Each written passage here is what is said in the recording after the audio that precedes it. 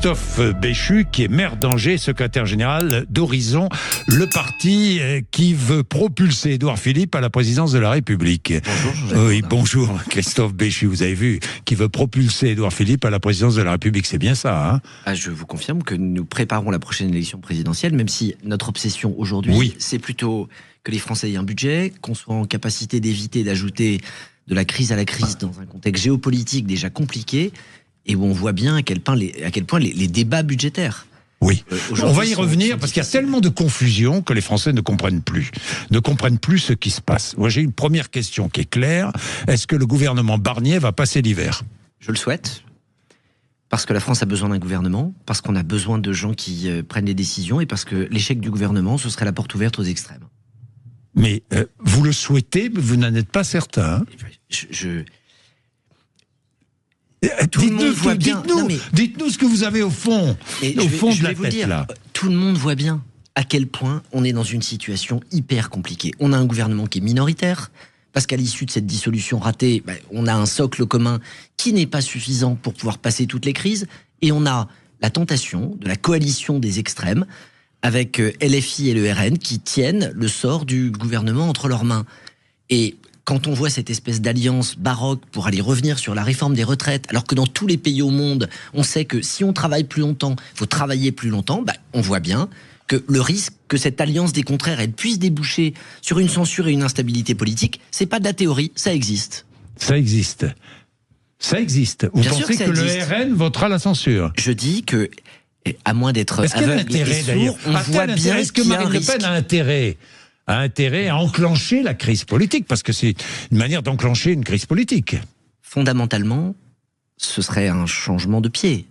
Depuis 2 ans, le pari du Rassemblement national, c'est de miser sur sa respectabilité. C'est de dire, il y a d'un côté les irresponsables de la France insoumise, qui sont le bruit, la fureur, le chaos, et nous qui sommes les gens respectables, qui allons tenir l'ordre. Si demain elle vote une motion de censure, elle participe à une hystérisation, à un chaos dans la vie politique. Mais dans le même temps... Chaos dans la vie politique. S'il y a chaos dans la vie politique, ça veut dire quoi? Ça veut dire que Michel Barnier tombe, que le président de la République doit nommer un nouveau Premier ministre, ce sera très difficile. Il peut renommer Michel Barnier. La Constitution le lui permet. Je vous confirme, il peut décider de renommer Michel Barnier, il peut décider de nommer Premier ministre, de démissionner un membre de son gouvernement. Est-ce que ça peut conduire à une démission d'Emmanuel Macron, selon vous? Une crise politique grave? Jean-Jacques Bourdin, on est entré dans une situation politique où tout est à peu près inédit. Et donc je me garderais bien d'aller faire des pronostics en disant qu'il y a des choses qui sont impossibles. Vous n'excluez pas. Ce que je peux vous dire de manière très claire, c'est que je ne le souhaite absolument pas. Si demain, il devait y avoir une démission du président de la République, ce ne serait pas juste une crise politique. Les conséquences institutionnelles du fait qu'un mandat présidentiel ne se termine pas, on franchirait une étape. Vous savez, on a déjà vécu avec François Hollande le président qui ne peut pas se représenter. Si demain on doit vivre le président qui ne peut pas terminer son mandat, ce que ça dit sur la fragilité de nos institutions, ce serait un problème. Je ne souhaite donc à aucun prix qu'on se retrouve avec une présidentielle anticipée ou qu'on se retrouve avec un président qui ne peut pas terminer son mandat. Ce serait, pour notre démocratie, un signe d'affaiblissement supplémentaire. Est-ce qu'Édouard Philippe est prêt à une présidentielle anticipée? Édouard Philippe a annoncé sa candidature il y a plusieurs semaines pour être prêt en toute hypothèse. Il sera prêt le moment venu. Il sera prêt le moment venu, si le moment arrive plus tôt que prévu. Il sera prêt le moment venu. Bien. Christophe Béchu, parlons du budget. Ce fameux budget. Tout ce qui a été voté à l'Assemblée nationale est tombé à l'eau. C'est caduc. Que les choses soient claires. Aujourd'hui, la discussion budgétaire est au Sénat. On est en pleine discussion sur le budget de la sécurité sociale cette semaine, et la semaine prochaine, on sera en discussion sur le budget de l'État. Le budget 2025. Regardons ce qui a été voté hier soir au Sénat. Travailler gratuitement 7 heures par an. Je dis bien pour tous les actifs 7 heures par an, travail gratuit, ça rapporterait 2,5 milliards et ça va servir à financer l'autonomie des plus anciens. Vous y êtes favorable ou pas à Horizon? Oui. Oui? Oui, moi, vous défendez cette mesure? Je défends l'idée que nous devons travailler davantage. Travailler davantage pendant l'année, travailler davantage tout au long de la vie. Il n'y a pas de secret.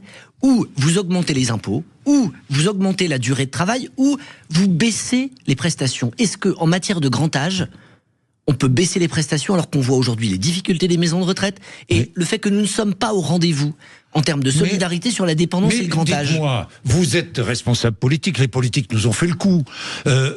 C'est pour les personnes âgées, et en fait, on ne sait pas trop où va l'argent. Pardon, Christophe Béchu. 2,5 milliards, il va falloir flécher cet argent et que nous puissions vérifier où va cet argent. Jean-Jacques Bourdin. Oui. Depuis des années, vous avez des hommes politiques qui se sont spécialisés dans le créneau du « vous inquiétez pas, ça va rien coûter à personne ». Oui, ça j'ai entendu. On va faire les 35 heures, ça n'aura pas de conséquences. On va créer des nouvelles prestations, personne ne va être amené à les payer. On n'est pas obligé d'augmenter les impôts, on n'est pas obligé de travailler plus. À un moment, la vérité, c'est que si on veut dépenser de l'argent, il faut d'abord l'avoir gagné. Et il faut créer de la richesse. Aujourd'hui, on a des domaines, en particulier celui de la dépendance et du grand âge, où nous avons des besoins. Je préfère qu'on demande à chacun de travailler un peu plus et un peu plus longtemps, plutôt que d'augmenter les impôts dans un pays où nous avons déjà quasiment le record mondial du taux de prélèvement obligatoire. Heureusement, comme vous l'avez dit, que le budget voté à l'Assemblée nationale, on repart de zéro. On a eu droit à un concours fiscal où la gauche s'est déchaînée à inventer chaque demi-journée un nouvel impôt, tout ça sous la houlette des Insoumis, nous expliquant que, bien que le communisme ait échoué partout, ils allaient inventer le stade d'après, au-delà du Venezuela, au-delà de la Corée du Nord, un truc dans lequel, en mettant des impôts partout plus élevés que dans tous nos pays voisins, ça n'aurait pas de conséquences.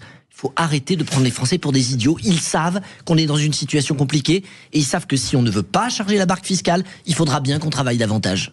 Faut-il imposer 3 jours de carence aux fonctionnaires ? Il y a 2 sujets. Est-ce qu'il est légitime que les règles dans le public et dans le privé soient les mêmes ? Ma réponse est oui. Et ensuite, comment est-ce que ça se met en œuvre ? Si votre réponse est oui, c'est 3 jours de carence imposés aux fonctionnaires. Avec quelques subtilités, c'est que vous savez très bien qu'il arrive dans certaines entreprises privées qu'il y ait des aménagements, qu'il y ait des prises en charge dans le cadre de mutuelles ou de cotisations. Ce que je sais, ce que je vois, ce que je constate, c'est que nous avons des taux d'absentéisme qui représentent aujourd'hui pour nos collectivités des charges, parfois liées à des choses que nous n'avons pas à remettre en cause. Quand vous avez des gens qui sont absents pour longue maladie ou des choses de ce type, personne ne le conteste. Et là, on a un besoin de solidarité. Mais quand vous avez des multiplications d'arrêts courts qui pèsent sur les collaborateurs qui continuent, eux, de travailler en n'étant pas absents, qu'on regarde comment moraliser les choses ne me choque pas. Hausse des taxes sur l'électricité ? D'abord, il faut expliquer qu'on a baissé les taxes au moment de la guerre en Ukraine. Effectivement. Et qu'aujourd'hui, le prix de l'électricité baisse et donc que les taxes reviennent à des niveaux que nous avons connus. Je ne suis pas hostile à ce qu'on aille retrouver des impôts là où il y en avait ailleurs. Ce que je dis... C'est-à-dire que vous n'êtes pas hostile à une hausse des taxes sur l'électricité, on est bien d'accord. Dans un contexte où la facture d'électricité baisse pour tout le monde. Oui, d'accord, oui, mais enfin, profitons de la baisse.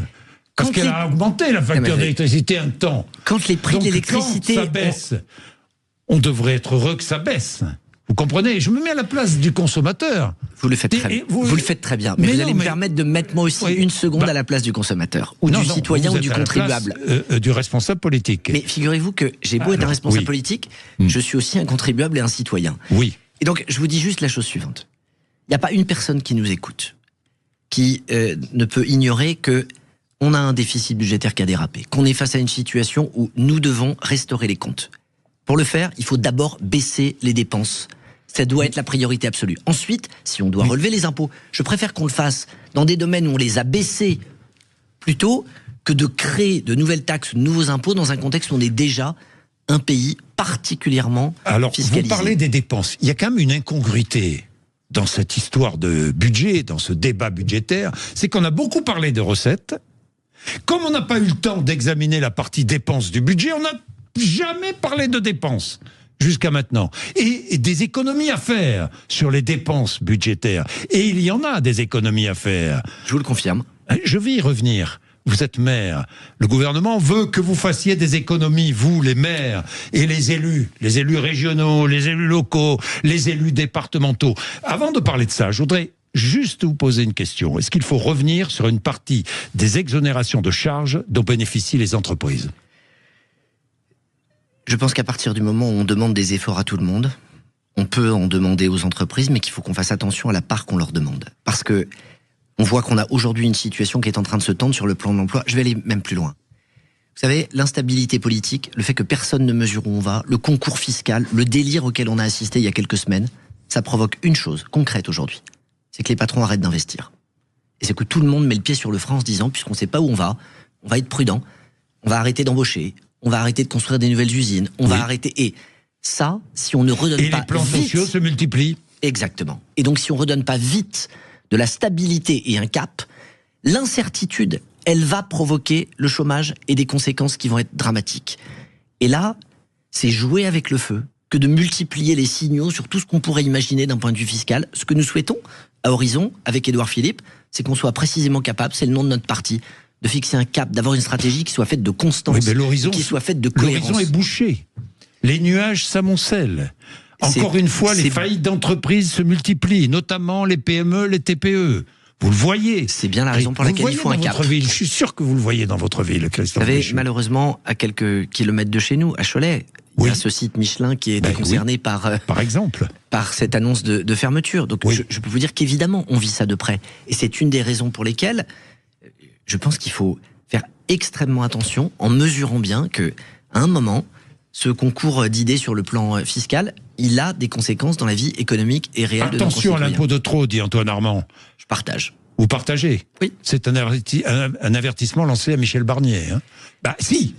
C'est en tout cas c'est une corde de rappel utile dans le moment que nous sommes en train de traverser. Bien, les dépenses.